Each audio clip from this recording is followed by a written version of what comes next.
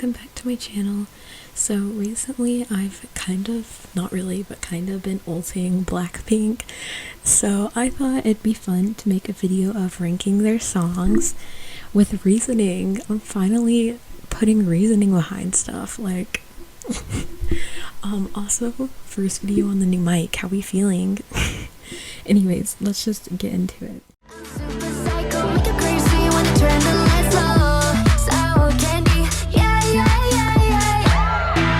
Take a bite. When this collaboration was first announced, I was hyped. Lady Gaga's theatrics paired with the bold energy of Blackpink seemed like a match made in pop heaven. However, the toned-down dance track only feels half-baked. The bouncy production makes for a great backdrop for all artists involved to do their thing, but given its short runtime and lack of chemistry between Gaga and Blackpink, the song just feels like unfulfilled potential.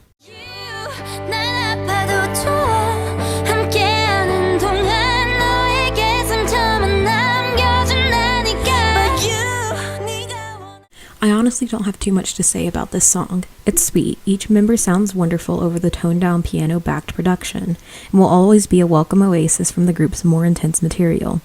Yet every time I listen to Hope Not, I find myself rather wanting to listen to Stay instead. It's just not as good since there's just not enough distinctive qualities for Hope Not to reach its better predecessor.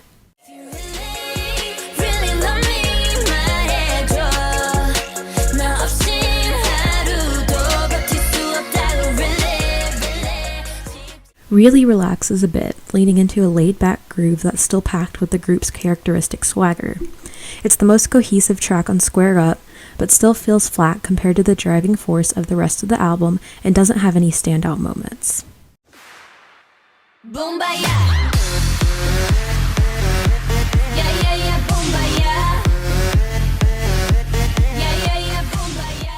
Boombayah is a pure dance banger, but its repetitive nature makes it the weakest out of Blackpink's 4 2016 singles that set them on the path to superstardom. While the chorus will be perfect to jump to on a dance floor, it's marred by a whooping sound in the chorus that's accompanied by a hand-over-mouth gesture in the song's choreography, harkening back to harmful Native American stereotypes.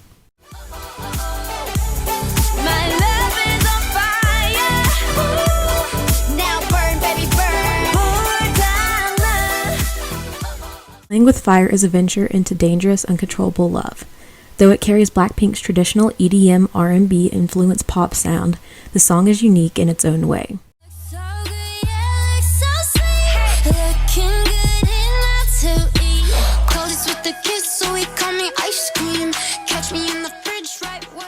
Ice Cream, which features Selena Gomez, is a summer bop. It's fun and flirty, but falls much too easy into monotony that's only truly broken up by Lisa's rap verse.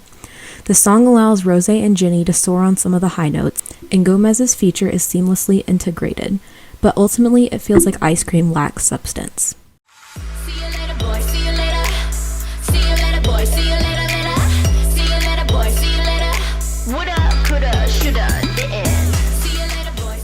The closing track of Blackpink's first EP, Square Up, is eclectic in a way that doesn't fully pay off.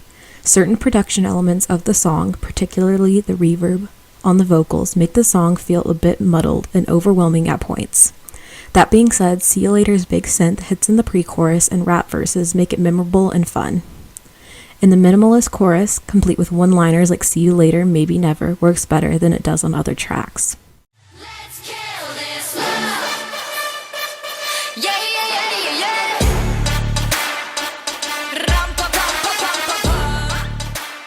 I wasn't hot on this song when it first released, and honestly I still haven't been completely won over.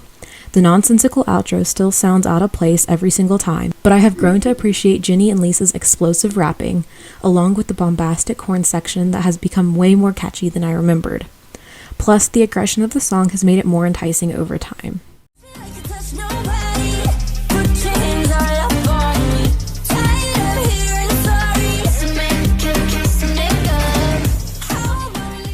This collaboration is much more enjoyable as they prove themselves to be right at home with Dua Lipa's self-titled era's dance production.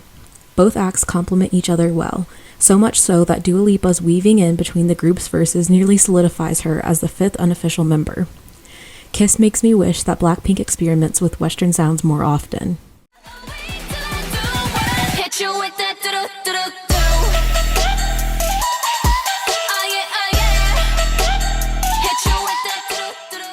D4's most defining feature is Jinny's rapid-fire rap verse, which hits you like a ton of bricks after the song's first chorus. The song is dramatic and filled to the brim with confidence, but it doesn't have the same kind of thematic substance as tracks like How You Like That, despite following a similar structure. Something about me's taking you higher, and you ain't ever gonna come down. I'm letting you.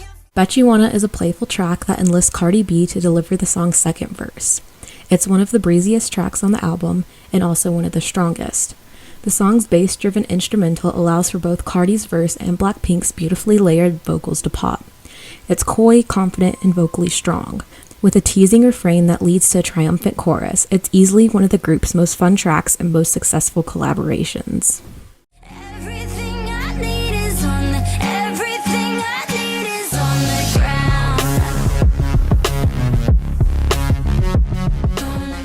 I was so excited for this music video and was looking forward to it since it was announced. However, I'm extremely underwhelmed. The lyrics didn't fit the style of the song, and the song just wasn't Rosé. You can't give a vocalist with a voice like Rosé's an EDM chorus. It just won't work out, and ultimately YG is who pulled this song down because it had so much potential to be good.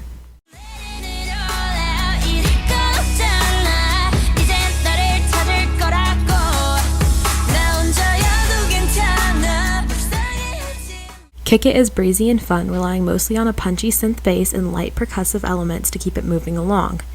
It rounds out the eclectic nature of Blackpink's second EP, Kill This Love, but doesn't quite reach the anthemic tracks of the title track or Don't Know What to Do.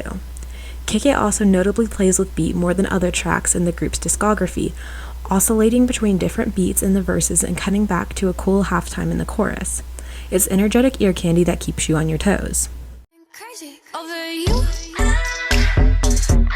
Over you, only you. I'm crazy over you. Crazy Over You feels like it's trying to fuse three songs together, but to a certain extent, it works. The song's frequent beat shifts can be jarring, but there are enough moments of sonic pleasure, like the synth strings that come in during the chorus, that they don't feel too laborious. By the time the second verse hits, the groove feels familiar enough that it's not too difficult to ease back into, but this song's novel elements keep you on your toes.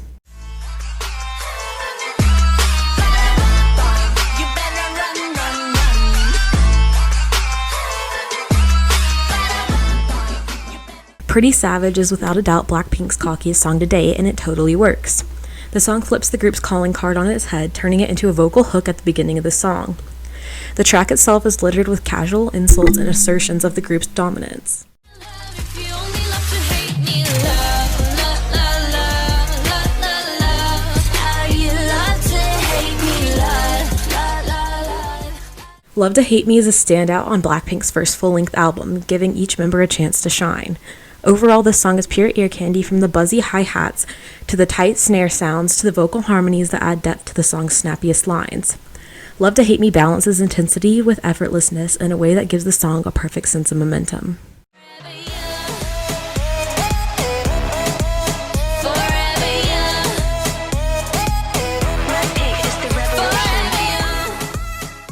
While Forever Young is poppier than its counterpart, it also hinges on a drop at the chorus that never seems to fully connect.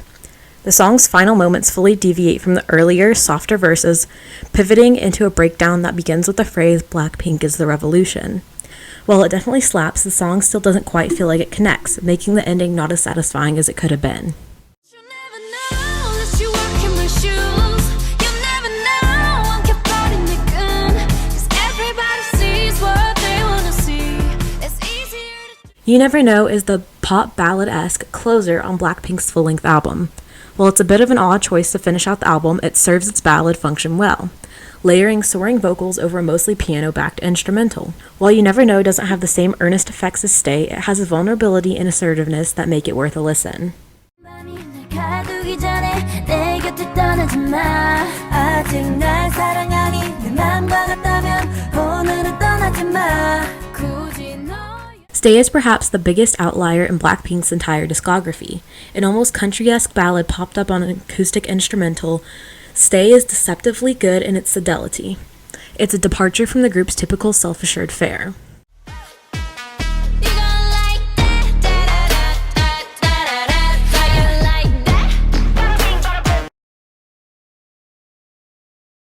Defined by crisp snares and a synth brass sound that sets the song's militant tone, the track's stripped-back moments allow its chorus to back a big punch even with the minimal vocals. As a result, How You Like That has a better sense of momentum than some of the group's other songs on this album, which round out with dissatisfying payoffs.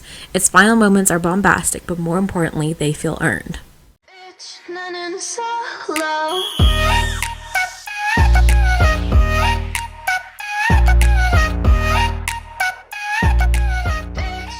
Jennie's solo debut shines as an incredible track because it seemingly channels everything that the fans love about her public persona into 3 minutes of a musical excellence. The bombastic production and performance reflects the larger-than-life persona that has captivated her fans for years, leaving Jennie with a track that's every bit as entrancing as she is.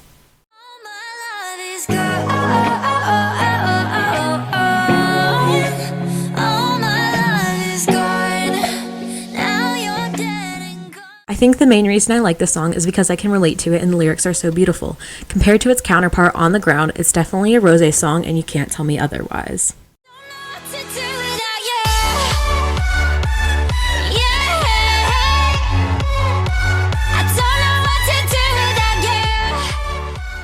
A track that was promoted alongside Kill This Love, Don't Know What to Do, cuts back into the group's pop core and draws from the mid-2010s pop EDM influences. While the chorus is sparse, a throbbing bass, whistle-like hook, and floating vocalization from Jisoo make it impactful. Don't Know What to Do is a standout, however, mostly because it's such a refreshing departure from the group's typical trap-leaning sound, which comes through stronger than ever on the Kill This Love EP.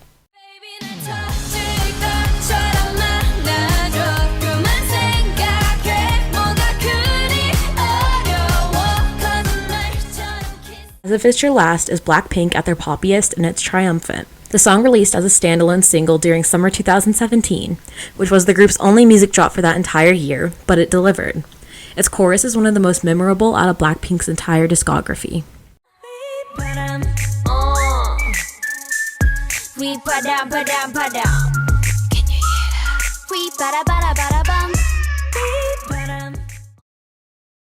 Whistle far surpasses its counterpart Boom Ba-Ya. From Jisoo's opening Hey Boy, it's cool and confident, stitched together with a whistle hook and minimalist production elements that allow the members' vocals to shine throughout. The ebb and flow of Whistle ultimately build to a concluding chorus that's sure to make you feel hyped up, but its relaxed confidence, particularly in comparison to Boom Ba-Ya, are what make it great.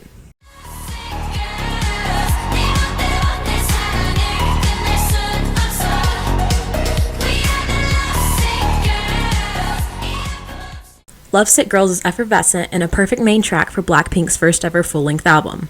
It's both novel and nostalgic, calling back to bygone pop eras by blending acoustic and EDM elements, as well as a synth sound during Lisa and Jennie's rap verse that gives the song an early 2010s pop quality. Lovesick Girls is an anthemic, tender, vulnerable, and confident all in one. And it never loses its momentum. While the production is great, what really sets the song apart from the rest of Blackpink's discography is its effect and paradoxical sense of both desperation and assuredness. Yeah, that's it. Okay, bye.